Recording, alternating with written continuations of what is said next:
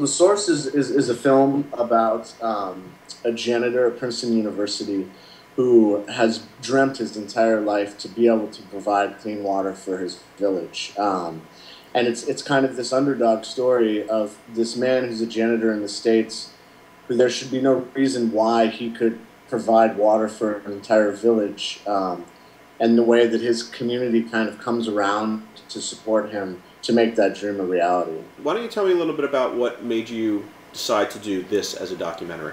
Patrick, who also shot, the director who also shot the film and edited it with me, met Josue, our main character, during his last film. His last film was called The Philosopher Kings, and it was kind of a meditation on the idea of finding wisdom in the most unlikely of places. He focused on janitors at Ivy League schools and kind of examine the wisdom that came from them, the people that you pass every day without thinking about it. And Josue was one of them. And so near the end of that film, he kind of started to understand what Josue was trying to do with this water project in Haiti. He was just like, I don't know what this is yet. I don't know if this is a film.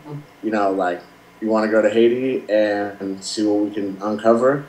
And so we ended up taking Josue down the first time after the quake, and it was clear, like, you know, from the first 10 minutes we were down there that we had a story that we were going to do until it was done. You went to Haiti.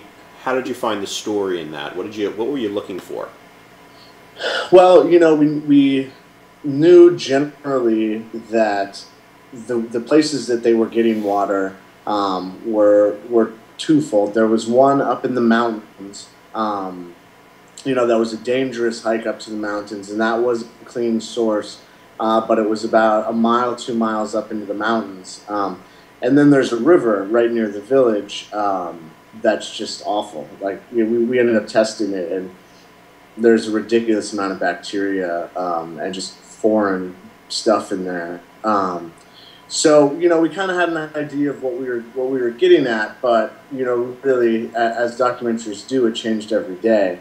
You know, and Patrick and I would come home every night and download footage and just kind of try to reorient ourselves as to what the story was going to be, and kind of, you know, it splinters off every day in little ways. You know, there was some stuff about voodoo warfare in the village, and, you know, like, obviously the earthquake is huge, so, you know, there's so many different ways that were very tempting to take us, but, you know, we kind of just had to stick to it and stick to the story and let those things influence us, but not be carried away with it.